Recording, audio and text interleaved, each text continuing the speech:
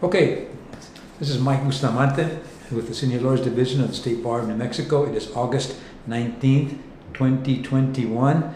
I'm here this morning with my old friend, Henry Narvaez. We're going to do an interview for the oral history project that the Senior Lawyers Division has going on. I have been wanting to do this interview for a long time because Henry and I have known each other now for 50 years. Come September 2 or 3, we'll have known each other for 50 years.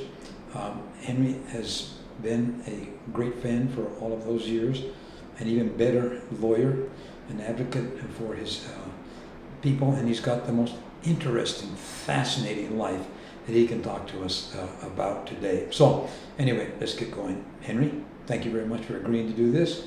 Thank you for allowing me to speak. Excellent. Appreciate the opportunity. Excellent. So let's start out, as all interviews do, with your early life. Where did you grow up? I grew up in Las Cruces, New Mexico. You want me to talk about my family a little bit? Sure, absolutely. Okay. Yeah. My father, Enrique Narvaez, was born in the state of Zacatecas, and when he was in second grade, 6 years old, he was brought to the United States by his father, Alejandro, and this was during the Mexican Revolution around 1912, and it was very difficult to live in Mexico, and so my grandfather brought my father here to the United States, and where he lived the rest of his life. He became a citizen. He worked. His occupation was welder. My grandfather Alejandro was a blacksmith, and they lived in Las Cruces, El Paso, and more than anything near Socorro. There was mines east of San Antonio, about 12 miles, the Toque mine and the Carthage mine. These were coal mines, and my grandfather worked there as a blacksmith, and my father worked in those mines as a youngster. My mother, Guillerma, or Emma, as we knew her, Emma Dominguez, is a Native American, Tiwa. She was from the people that lived in Isleta, and during the revolt, the Pueblo Revolt of 1680, our people were with the groups that went down with the Spanish, the retreating Spanish, into Paso del Norte, what is now El Paso and Juarez. There, 5 missions were established by these Native Americans, or for these Native Americans, by the Franciscanos. Our people did not make it all the way down. Legend has it that we were too slow, and we stayed just south of Las Cruces, or in Las Cruces, and became known as the Turtles, Las Tortugas. Today, we have Tortugas Pueblo, located just across the highway from New Mexico State University near Las Cruces. And so I was raised speaking Spanish. My name is Enrique Francisco Narvaez. When I went to first grade at Holy Cross School in Las Cruces, Sister Herman Joseph said, "No, your name is Henry Narvaez." And she wrote it out on a piece of paper and made me practice it. So I became Henry, and we spoke English only at the school. And that's when I started to learn English.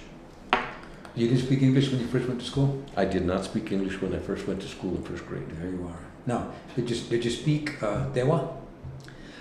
We do not speak Tewa anymore. We have lost that. But we have all the cantos in Tewa. Okay. And if you allow me to, when this is at an end, I would like to sing for you. Well, absolutely. I've heard you sing once before. I'd never heard you sing before that. It was astonishing, and so I'd be I'd love to hear that at the end of our Thank you. of our thing. It'd be great stuff. So, how did the family mix the Spanish Mexican culture with the Native American culture? Was there an issue about that at all, or it just happened? So isn't this the story of New Mexico? Spanish speaking, Native American speaking, and English speaking, and other languages, I suppose. I never met anyone who spoke German or Italian or French, but there were those people from those countries as well, especially France. So when I grew up, there was us, the what is now known as Hispanos, and the Native Americans, and the whites, and the African Americans. That's all there was, the three groups. If you were a Jewish person, in our upbringing, you were just another white person. And so the languages, it was simple. Up until the early 1950s, Las Cruces was segregated. So all the African Americans went to one school in Las Cruces, Washington, on Solano. And from first grade through 12th grade, they all went to that same school. And the rest of us went to elementary, junior high, and high school. There was one high school when I graduated from high school in '63, and there was mixing of the races. Everybody got along, but there was definite, there were divisions. For example,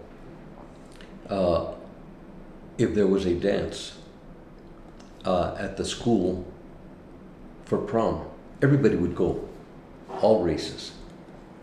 But if there was a dance on the weekend downtown, con unos mariachis or una banda or something like that, a quinceañero, that was all mostly brown people, and or red people, and the African Americans would come and join us, and so we would have our parties and get-togethers and gatherings downtown, and I think that the white people in Las Cruces at that time would have their parties at their homes.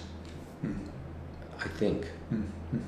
And so language was English, because you were not allowed to speak any other language in school. Right. But at home you maintained your Spanish, no? At home we spoke Spanish. At school it was all English. Okay. And you maintained your Spanish throughout your life? I have maintained my Spanish throughout my life, and I, like all of us, we grow as we get older in our knowledge. I am able to speak Spanish the way it's spoken in Las Cruces. I can speak it the way it's spoken in Tierra Maria, and I can speak it the way it is spoken in Mexico. I can go down to Mexico and speak, and they think I am a Mexican citizen. It takes me a few days to pick up the beat, but I have traveled to Honduras.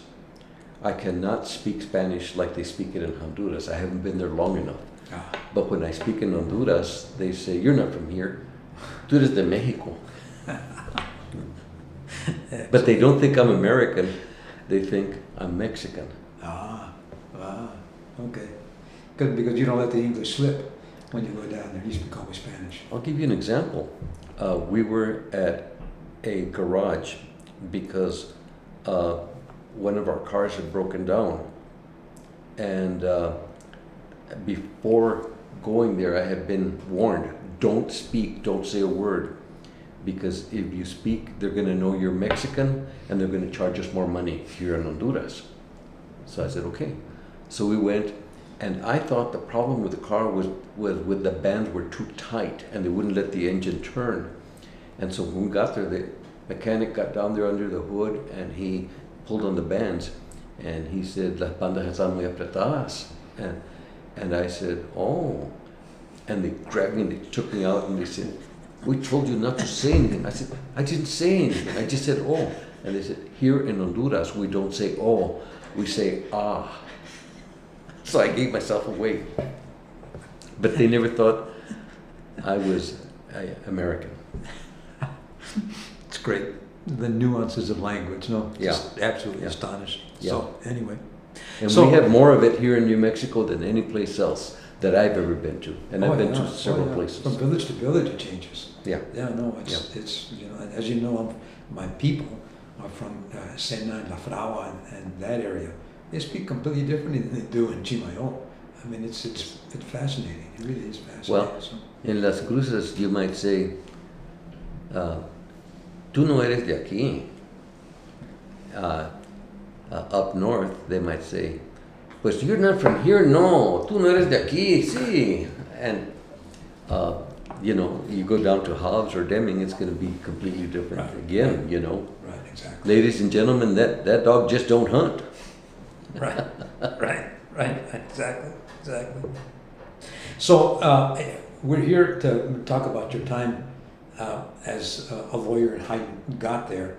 When was the first time? Everybody gets asked this. When was the first time you thought that you would want to be a lawyer? Everybody gives completely different answers. My father, with a second grade education, would never allow me to learn how to weld. He was a welder. Mm-hmm. My grandfather, who was a blacksmith, had his fragua in Socorro when I was growing up. A fragua is an anvil, the blacksmith's anvil. Right. And so you would say, in English, where does he have his fragua? ¿Dónde está su fragua? Eventually, the fragua came to mean the shop. And my grandfather had his shop, his fragua,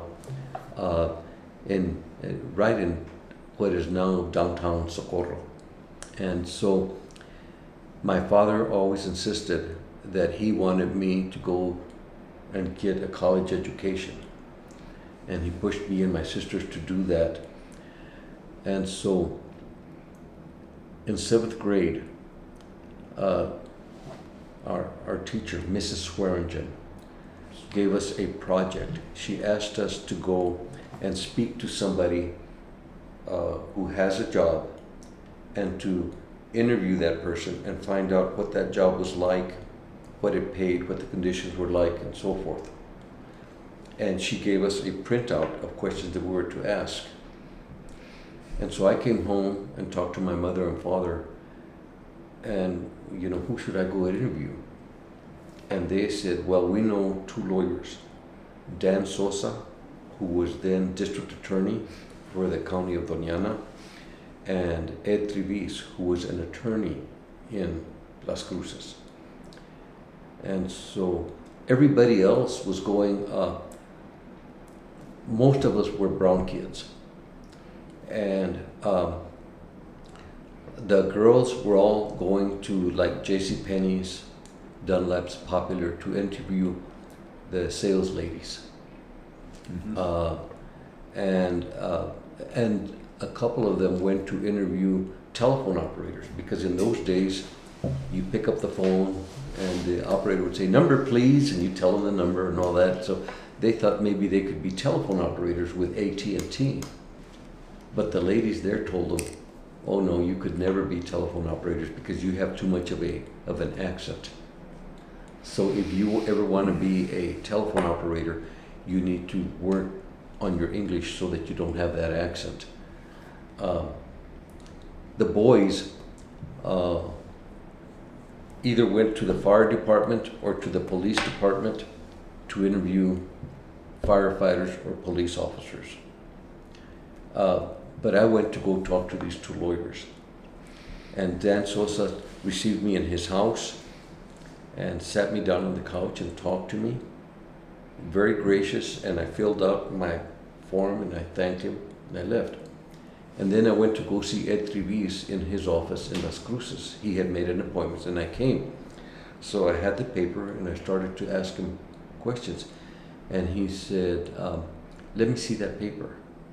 So I gave it to him and he turned around to his typewriter and he sat down and typed out all the questions and all the answers, ripped it out and gave it to me. I was so impressed.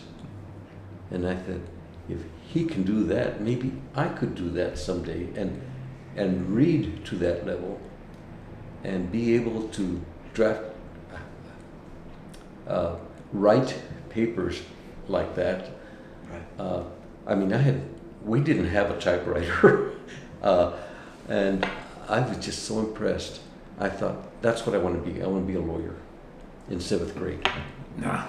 And you never forgot. I never forgot. Why'd you never forget? Because they treated you well, or because you're single-minded? Once you decided to do something, you're going to do it. I think it's because Jesus put it in my heart, looking back on it. No. Fascinating. Absolutely fascinating. To help people. Huh. Now, as you got older, you met Mr. Trevis and Justice Sosa in different circumstances, didn't you? So, yes, I did. In fact, Dan Sosa offered me a job to go work with him in his office in Las Cruces. But I declined. I was tempted. But I stayed here instead to work at the Keller and McLeod law firm. Mm-hmm. Mm-hmm. Later, he was close to our family, and we would talk from time to time. And I asked him a question about Cricket Coogler. Cricket Coogler was a young woman who was raped and murdered in Las Cruces in the late 40s or early 50s. And Dan Sosa at that time was an assistant district attorney. And I believe Ed Meacham was the district attorney down there. I was a young kid in 1st grade, and this young woman was found near the cemetery in Mesquite by some rabbit hunters. She had been missing a few days. And Sheriff Happy Apodaca picked up an African-American young man and took him to the scene where the young woman was found, and placed a bicycle lock on this young man's genitals and made him walk around crouched, tortured him. As far as I know, there was no basis to ever suspect this young man of having committed the crime. And that crime has never been solved. However, when in my later years as a lawyer, I got to talk to Dan Sosa, lawyer to lawyer, I asked him about the murder of Cricket Coogler. And he said, I know who did it.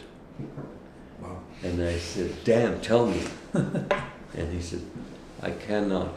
This must have been around the year 2000 or the late 90s. And I said, Dan, tell me who did it.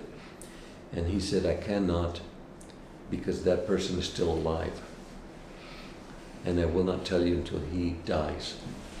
And he never told me, because now Dan Sosa has died. Right. But he said, remember this. He said, remember this, Kiki, because that's what my family down there calls me, and close friends.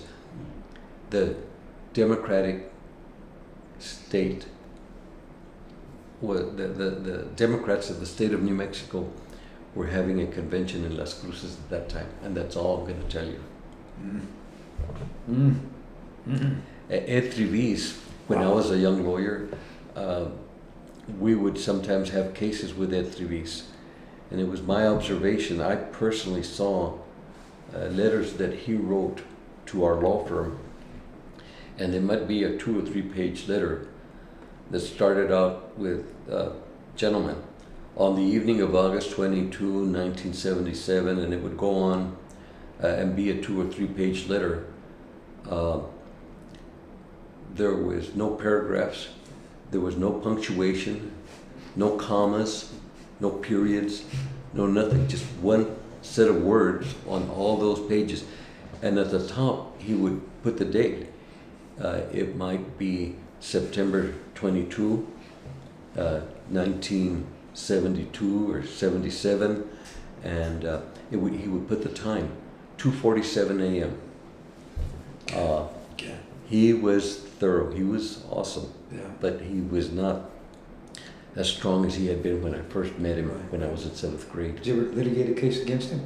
I never had the honor of litigating against Ed Trevize or Dan Sosa in the courtroom. And I can guarantee you it would have been a rough ride, because those gentlemen were very, very well prepared and very smart. Yeah. Did you appear in front of Sosa when he was on the court? I did appear in front of Dan Sosa when he was in the court. I remember him saying to me one time, I don't remember what the case was or anybody, I remember him saying to me one time when he was a Supreme Court Justice, he said, Mr. Narvaez, do you have any other arguments? Because nothing you have said up to now has convinced me. And I thought, I think I've emptied my pistol, Judge. That's what I thought. You didn't say that. If you'd have told him that, he'd have laughed, I bet. He was going to laugh anyway. He had me. Excellent. He was good. Excellent. It was all with love, but very, very, it was strong. Yeah. It's good. Interesting guy. Yes. Sosa, very interesting guy. Yes. So you went to college there in Las Cruces, no? That state? My first year, I was a Lobo. I came up here. I didn't my know freshman that. year, I was up here as a Lobo. I didn't do very well. Partying? There was distractions in Albuquerque, and I remember those vaguely, personally. so my father said to me, "Hijo, ¿por qué no te vienes para acá? Why don't you come back home and study from here and stay with me?" And I said, "Okay, Daddy." So I went to New Mexico State. I started over again. It took me four years, and I graduated in 1968 with a degree in civil engineering. And that I did not know either. Wow. Okay. Well, So- I decided, what if I'm not admitted into law school? What if I never become a lawyer? What am I going to do then? Right. And so I became a civil engineer. I had, they came to the campus to interview graduates who were about to graduate. Yeah. And I had a job offer to go and work with Brown and Root. It's a big construction company, was at that time, worldwide projects. Yeah. And they were going to send me to work and be an engineer in Argentina, where they were working on a big dam. And I was looking forward to that. Wow. That's amazing. So why did you do it? I mean, why didn't you take that job? Because I received a letter that said, "Greetings from the President of the United States. You are hereby ordered to report for induction into the military service," in July of 1968. Slightly disruptive, no? Yes, I had, I went because the Vietnam War was going hot and heavy. Right. And so I said, well, this is a little bit of a setback, but I'll just go join the National Guard. Or something. I went to the National Guard, they were all full. The Navy was all full. The Air Force was all full. The Coast Guard was all full. Wow. I couldn't find anybody to join. And so I went and talked to the Marine Corps recruiter. And he said, "Sure, you can come and join the Marines, and we will send you to officer school. Hmm. So I went in the Marines. So, why not just go into the Army? I did go to the Army recruiter, and he said, Narvaez, Narvaez, Narvaez. Hell, son, we're getting you in 3 weeks. You're either going to come and be an Army private, or you're going to be a Marine Corps private, because they were both taking in draftees. Gotcha. You would show up at the post office, and they'd have a bus there, and they'd say, okay, there's 11 of you. The Marines need 4 volunteers. The rest of you going in the Army. And if nobody raised their hands, they said, okay, you 4, you just volunteered to be Marines.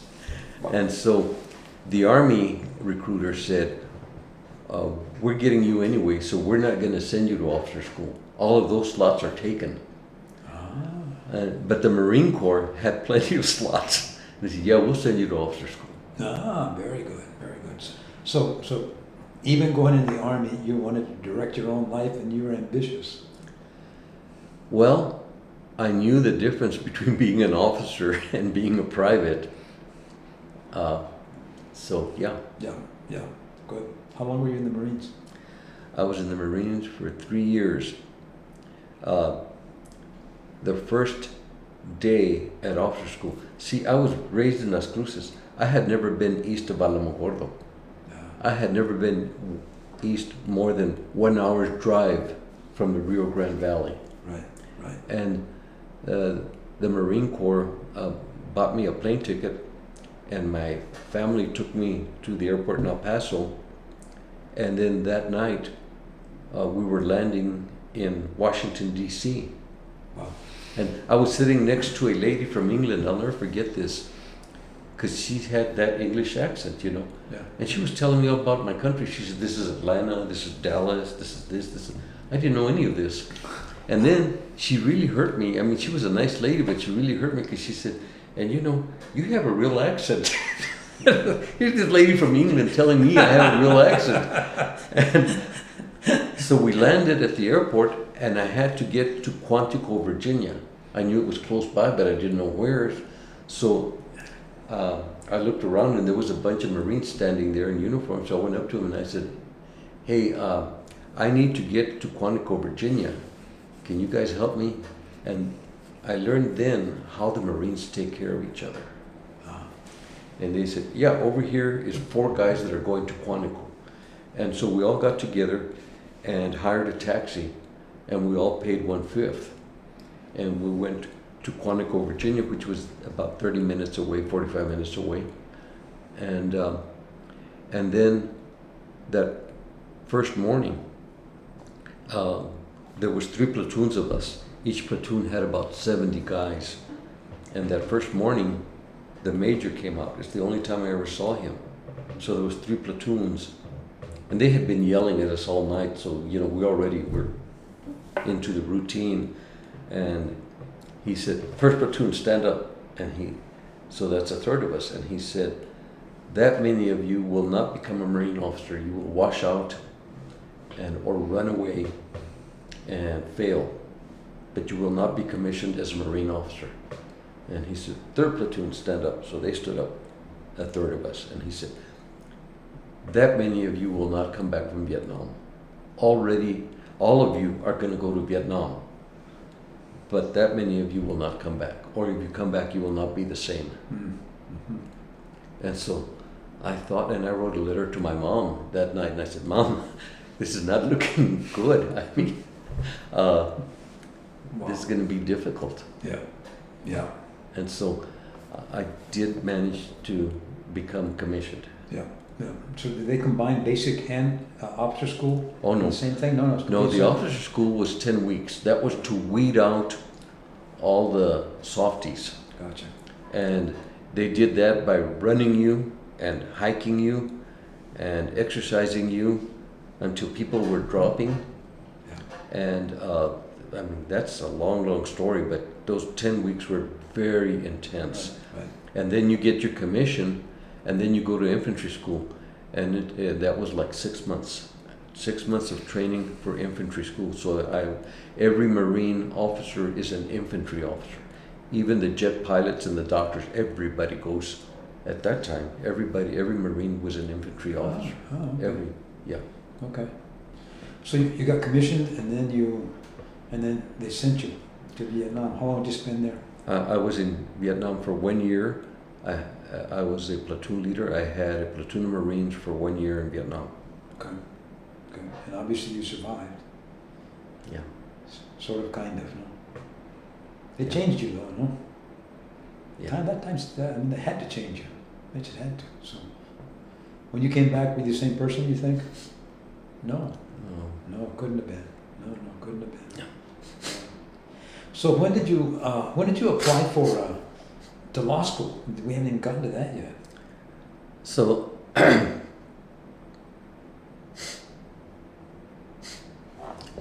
I applied for law school when I was about to graduate from New Mexico State, and I was accepted. And then I got drafted, so I went in the military. And when I came back from Vietnam in 1971, I reapplied to the law school. But I was informed that all of the slots had been filled for the year 71, 72. And then a few days before law school was supposed to start in 1971, they contacted me. Fred Hart contacted me and said, one of the people in the class had dropped out, so they had one more slot. And if I could get released from the Marines, they would accept me to start law school here at UNM. And so I went to my commanding officer at El Toro base camp, which is no longer in existence in California. And I went to him and I explained. And he tried to talk me in. They gave me the letter. I had been selected to be a captain, and they wanted me to stay in the Marine Corps and be a career officer. But I knew that meant immediately going back to Vietnam, and I did not want to do that. And so they gave me an early out, and I came here to Albuquerque from California. I stopped, and my car was giving me trouble, so I stopped and left my car in Las Cruces. And I borrowed my mother's Carmen Ghia Volkswagen and drove up to the first day of class here in Albuquerque. It's great. Carmen Ghia is a great car. And I didn't have a place to stay. Right. So I had to. So they released you on a Saturday, and you showed up for class on Monday, basically, right? I don't know that was the days of the week, but that's the idea. That's right. Yeah. You know. And it took me 2 days to get here, and then I went to the dorms, and they were all full. I couldn't find a place to stay, and so I thought, well, I'm going to have to go out and sleep on the golf course, which was no big deal to me. You were used to that. Yeah, and so, but no, somebody told me about a lady that had a room to rent in her house down there on South Girard, so that's where I stayed. Yeah, excellent. And so we all showed up for class that first day, and and that's the first day we met, no? I'll never forget you, Bustos. You walked down those stairs in that large classroom at the law school, full of vim and vigor and confidence.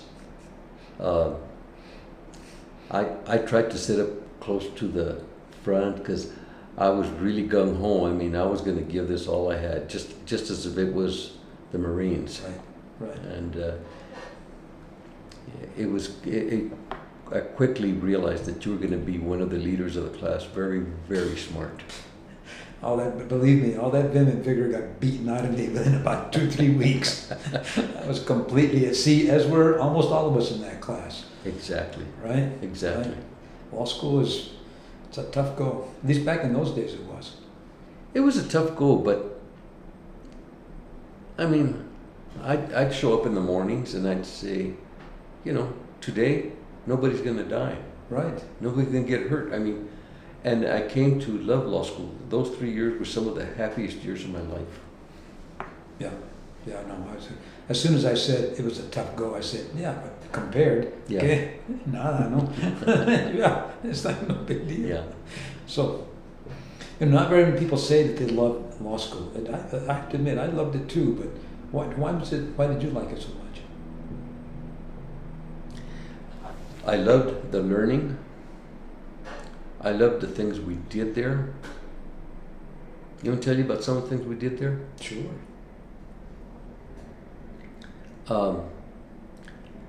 I've given this some thought, and what I am proudest of that I did at the law school, I mean, I was on the law review and stuff like that, but what I'm proudest of is that the Mexican American Law Students Association, and these were our formative times for MALSA, we decided that we were going to help poor people. And this was the first month or two of law school. And so while I was in Vietnam, my uncle died and he left me his car. It was a 1954 Ford. Boy, that thing was ugly. I remember It had that. Green, four an doors. awful green color. It was- I remember that. It was trying really hard to be green. Yeah. And but faded. And so in that car we drove around to find places where we could set up an office to help poor people.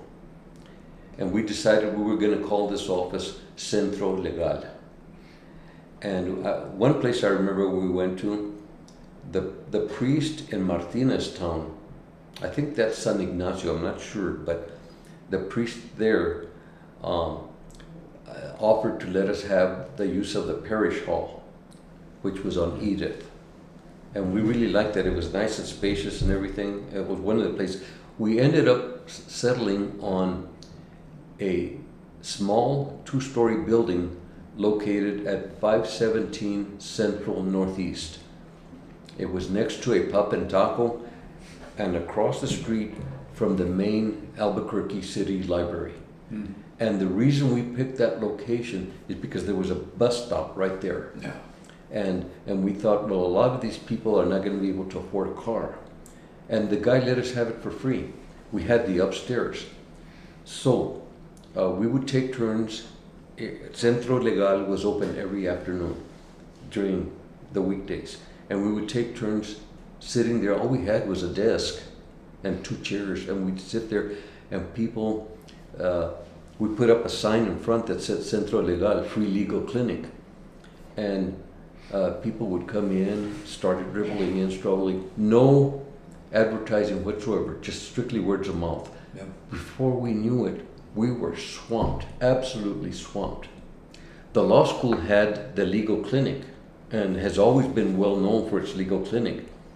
But I mean, they didn't have nearly as many clients as we did. And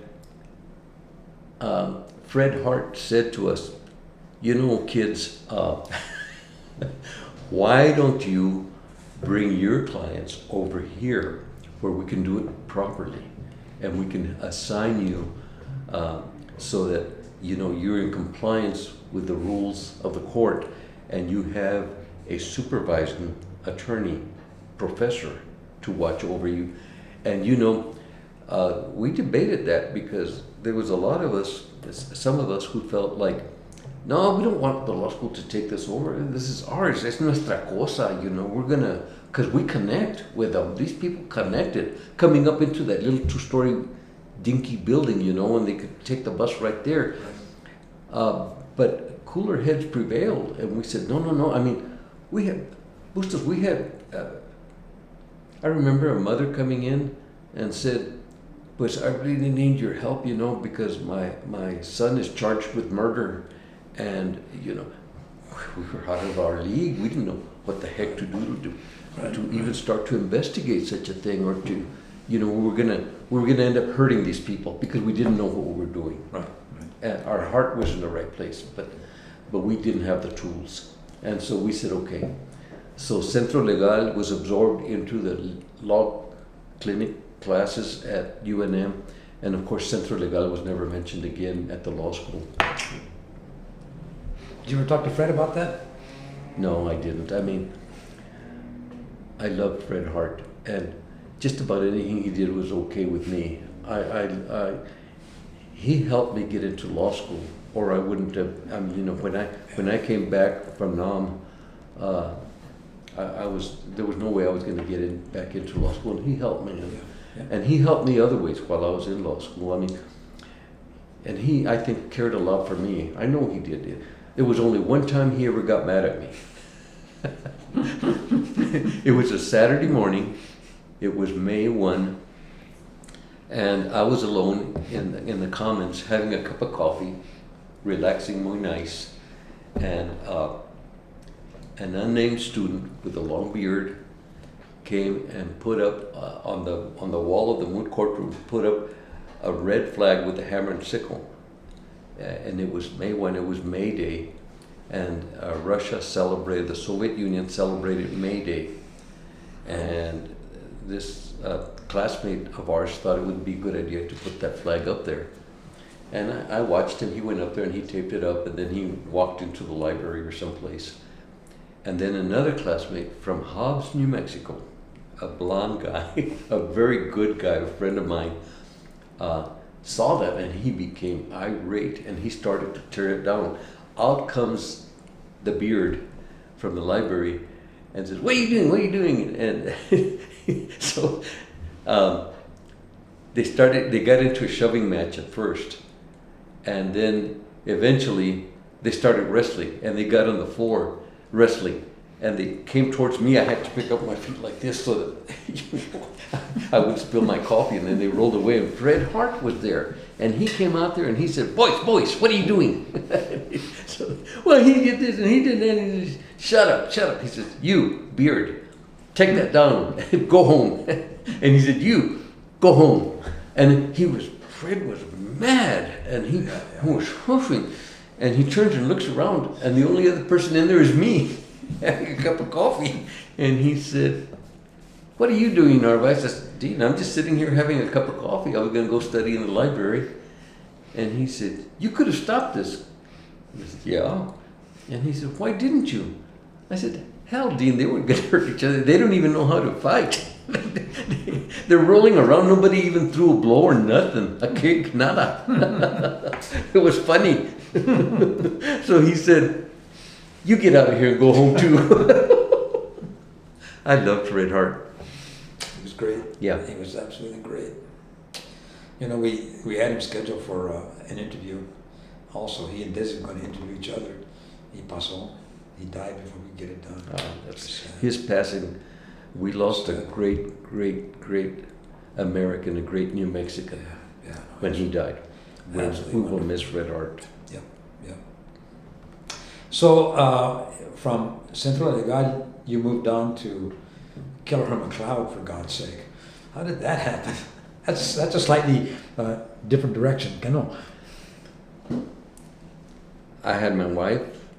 I had my son, my young son, who was 1 year old when I came back from Nam. I had my mother-in-law was staying with us here in Albuquerque. We were uptight for money. Yeah. I had the GI Bill. That was like $245 a month. You know, I was borrowing money left and right. So a classmate, Tom Kelleher, came to me, and Tom and I were very close to each other. And he had been in the Navy. He had been a CB in Vietnam, and we had a lot in common. Yeah. And he came to me and said, the Keller McLeod Law Firm, he said, "My brothers are looking for a student to be a law clerk at Keller McLeod, and I recommended you." And I said, "Thank you, Tom. Thank you." So I went and I interviewed with Bill Kelleher, and he hired me, and they saved us. They saved my family. They were paying me $3.15 an hour for each and every hour I worked, plus $25 a month car allowance for my 1954 Ford. And when we were in our third year, at that time, the law school would take your picture, and they had a little brochure that they would put out to all the lawyers and all the law firms in the state with our pictures and say a little bit about us. And so I had grown my hair really long, and I had a big Fu Manchu mustache, and I shaved the mustache off, and I cut my hair really short. And they said to me, "Ed Keller, why did you cut your hair and shave your mustache?" And this is in the third year of law school. And I said, well, because, you know, pretty soon I'm going to be a lawyer, and if I'm going to be a duck, I have to look like a duck and quack like a duck. And they said, no, it's because of that little brochure that the law school puts out, and you're going to be looking for a job someplace else, and we don't want you to look for a job someplace else. And I had already been contacted and asked if I would interview at the Rhodey law firm, at the Madro law firm, at the Sutton law firm, and of course Dan Sosa offered me a job. Yeah. And they said, we don't want you to go work anyplace else. We want you to work here. They said, what do you plan to do? And I said, well, I've had several other law firms express an interest, but I think I want to help the poor people here. So I'm thinking either a public defender or legal aid. And Russell Moore, one of the premier lawyers in my view in this state, Russell Moore at Keller McLeod, said to me, Henry, a lot of it, probably every young attorney of color wants to go and help poor people, and that's admirable.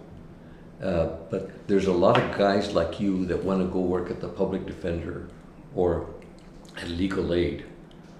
But he said very few will have an opportunity to work at a firm like ours that does civil defense work.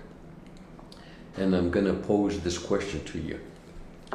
If a person of Hispanic descent, we didn't say Hispanic at that time, or Latino, we said Mexican or Native American or Indian, or, you know, a colored person, if they have a claim against an insurance company, and they're sitting there with their lawyer who looks like you, and over here on this side of the table is sitting the representative from the insurance company with his or her lawyer, let me ask you this. Wouldn't you be better able to help that person from this side of the table if they have a good claim?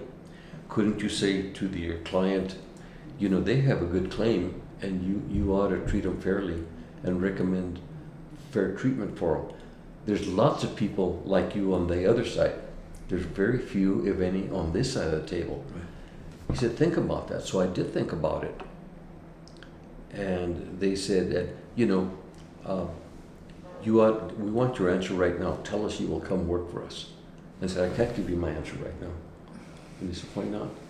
And I said, because I have to go home and talk to my wife, and I have to call my father and talk to my father. Mm-hmm. And so that's what I did. And then I came back the next morning, and they brought me in the office right away, and I said, yes, I agreed to work as a lawyer for Keller McLeod. We never discussed what they would pay me or what the benefits would be or anything. I just said yes. Yep. Yep. And you were there for 20 years? I was there for 20 years. And that's where I learned to become a lawyer. I remember Bill Kelleher one time said to me, Henry, how long do you think you'll need to be a lawyer before you can learn the craft? And I said, probably, I don't know, Bill, 3 or 4 years, maybe 5. He said, okay. And I said, what do you think, Bill? And he said, at least 10 years. And he was right. Yep, yep. Did Kelleher have a good mentorship training program? Or was it all hit and miss? This was not unique to Kelleher. In those days, you might hire 3 or 4 or 5 associates, and maybe 1 or 2 or up to 3 might stay on long enough to become a partner. Yeah. After 5 or 6 years. Yeah. But if you stayed on long enough to become a partner in those firms at that time, you could swim in the deep end of the swimming pool. Right, right. But you learn by watching a lot. No, I mean, Russell Moore never come up to you and said to you, "This is how you take a deposition." he'd probably have you take a deposition, and then afterwards you'd say, "God, you screwed that up. This is what you did wrong." That's probably his mode, right? I had been a lawyer maybe 5 or 6 months when they sent me to do a jury trial by myself in Tucumcari. And Wow. there was 4 or 5 defense lawyers and 2 plaintiff's attorneys. And it was a tough case. It was a personal injury case. This young girl, 17 or 18, walked through a plate glass window because she didn't know it was there. And in those days, they were not tempered glass. Right. A big shard fell down on the front end of her foot and cut it so that she had drop foot. Oh. It was a terrible case, and the plaintiff's lawyers were really excellent out of Clovis.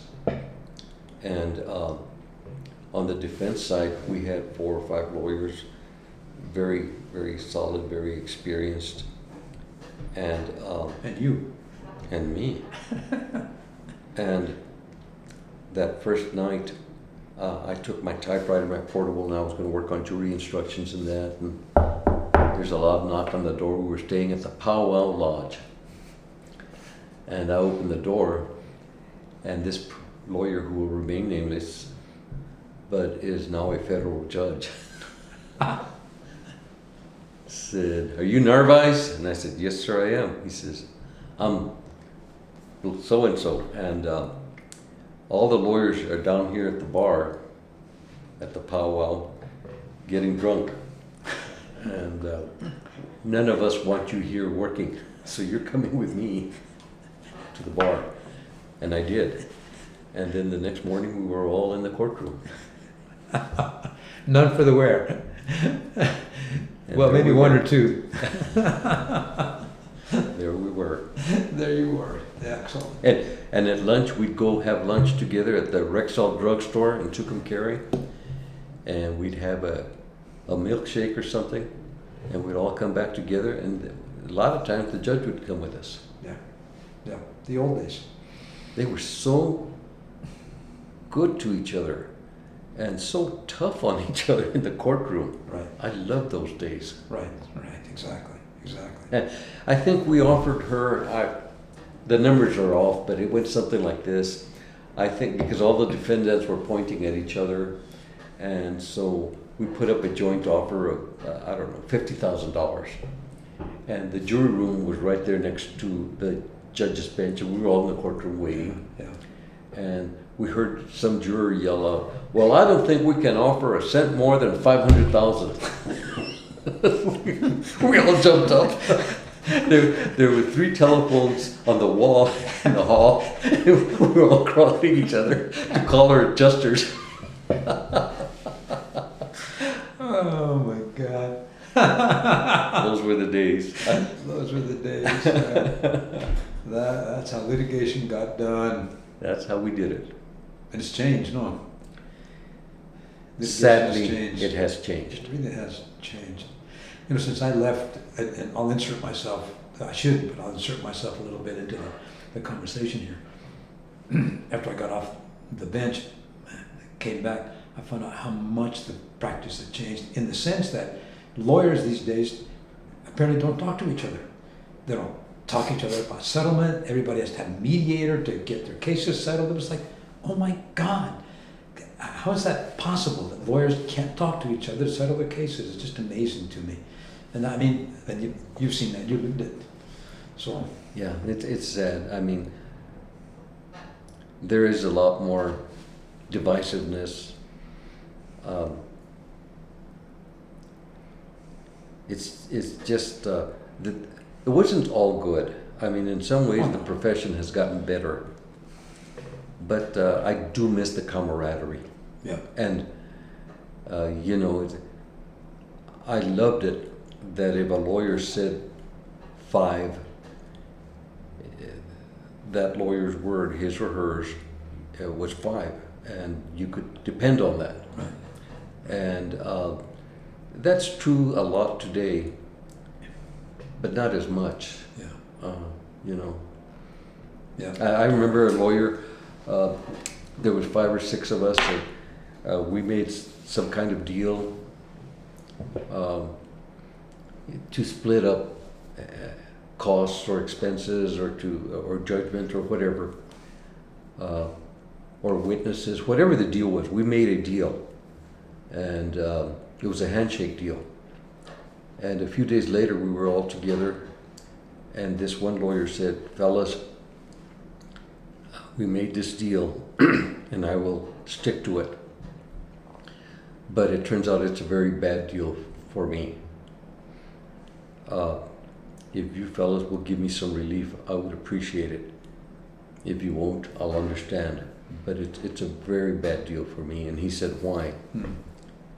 And everybody there agreed. They said, "We're going to check with our clients. We're going to recommend it. We'll come back to you." And they let him off the deal and made a different deal. Yeah. Yeah. Wow. That's almost unheard of. Yeah. That's great. Yeah. It's just nice to have memories like that. But it was ethically done because everybody went back to check with their clients. Right, exactly. It's nice to have memories like that after 47 years in the practice. Yeah. Because it's tough. The practice is tough. People don't understand. Yes, it is. Yeah. So, you didn't just practice law, though, when you were back then. You slowed down a little bit, but there for a while you were as active a person in bar association things and state court committee or Supreme Court committees, etc., as anybody around.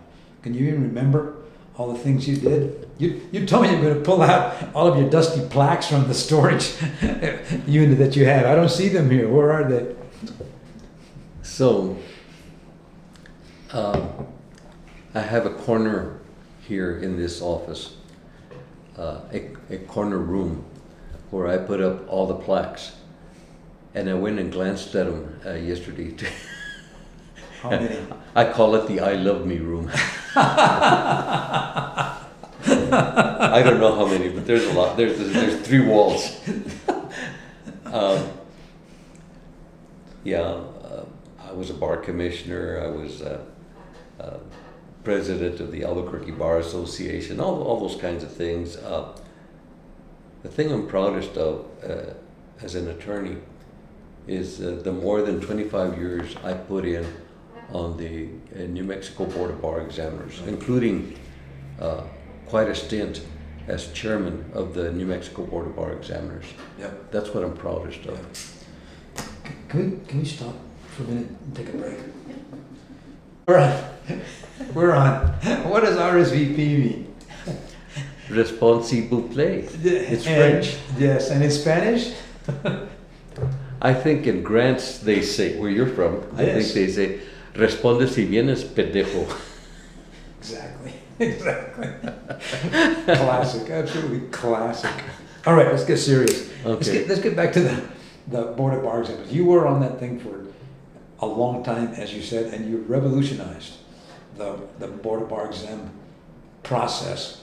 So tell me, why did you get on it, and what did you do to change things? Because it was important work. So, when we were in law school and got out of law school, the pass rate would vary, but it could be around 60 to 70%, or a little bit less, or a little bit more. And the way the Board of Bar Examiners operated at that time, when we were in law school, was that they would grade the bar exams up from 0 to 100. And there was 18 essay questions written over a course of 3 days. And so the essay answers were graded, and then the 18 answers were averaged out, so that an applicant's grade could be 72.308 or 60 4.403. And they took it up to the thousandths. Wow. After the dot. And then they would, and the reason I know all this is because this process was described to me in detail by Russell Moore, who was on the board of bar examiners for many, many years, and including while I was a law clerk at Keller McLeod, and when I was a lawyer at Keller McLeod. And then somebody would say, okay, if we draw the pass-fail line at 62.408, how many pass and how many fail? And they would count them up and say, okay, well, if we do that, 48 pass and 32 fail, something. And somebody would say, no, that's too many.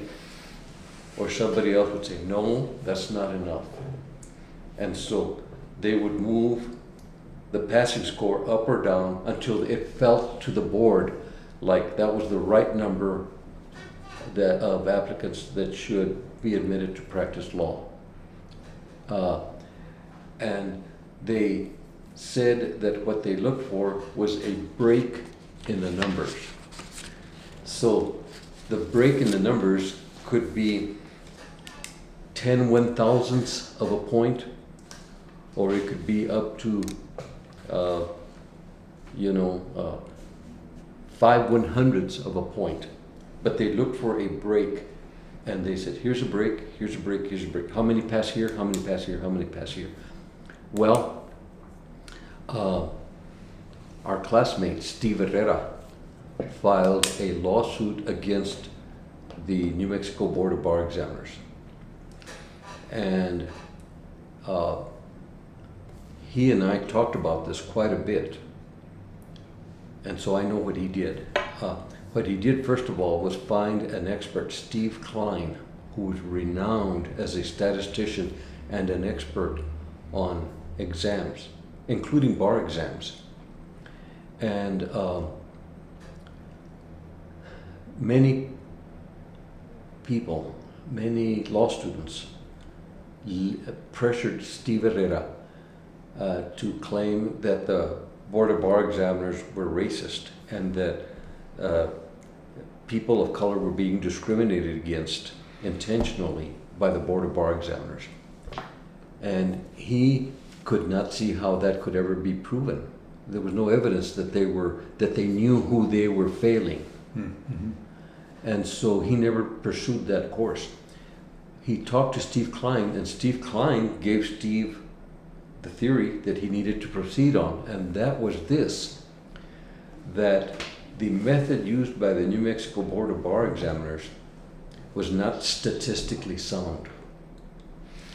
And so Steve, the Supreme Court, the 5 justices on the Supreme Court held an actual trial with the 5 of them sitting en banc, and they received evidence, they received testimony, and they made a ruling. And they ruled that a passing test score needed to be set and not moved, and that needed to be done. They needed to somehow have an anchor, if you will, that's my word, to the testing process. So what they did was they adopted the MPRE, the check off, the multiple choice format. But they also kept the essays. And what they did was Steve Klein recommended a formula for taking the multi-state exam and the essay exam scores and correlating them so that you came up with a final score. And that would be statistically sound. And that was the ruling. And so what happened then, I had been a lawyer like for 4 years. And so this was the late 70s. The Board of Bar Examiners, the board started quitting. And Russell Moore quit. And he recommended me to replace him, and the Supreme Court appointed me. And there was 3 new members of the board at that time: Henry Narvaez, Bresiliano Torres, and Sarah Singleton. The 3 of us came on at the same time. And then as more board members started quitting, because they were furious at this, the Board of Bar Examiners would have a meeting to decide who to recommend to the Supreme Court should replace the board member that resigned. And at one such meeting, I remember, an elderly board member said, well, I recommend this person, this person, this person, this person. About 5 lawyers, very esteemed attorneys in the state of New Mexico, longtime practitioners, probably 20, 30, 35 years practicing. And then they made that motion, it was seconded, and I said, would you consider adding to that list? Could we amend that motion to add some people? And he said, no, I would not consider that. I mean, the train was moving at full speed. And he said, who would you nominate anyway? So I started looking through the bench and bar book and said, well, how about this person, this person, this person, this person? And they said, well, none of these people have been practicing more than 5 or 7 years. And I said, that's true. And what is their rating in Martindale-Hubbell? And in those days, you had to be a practitioner for at least 5 years before you could even start to get rated. So they had no rating in Martindale-Hubbell, or it was a C instead of a B or an A. And so they said, nope, I won't allow it.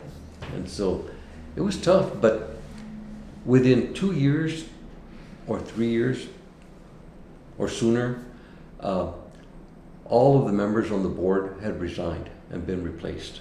Wow. And so we used the system that was devised by Steve Klein, and our pass rates started going up to 90% or so. And this is what I learned from my experience on the Board of Bar Examiners. The Board of Bar Examiners, in my view, their mission is to protect the public from admitting attorneys to the practice law in this state who are going to harm the public. And historically, for the most part, the Board of Bar Examiners felt that the way to protect the public was to make sure that these lawyers were smart enough and knowledgeable enough and had studied enough. I came to the conclusion, and I don't think anybody can argue with this, that that is not the kind of lawyers that hurt the public here in New Mexico. It's the lawyers who steal from the clients. It's the lawyers who become addicted. It's the lawyers who can't handle the finances of the office, who dip into the attorney trust fund. And so I thought we ought to concentrate more on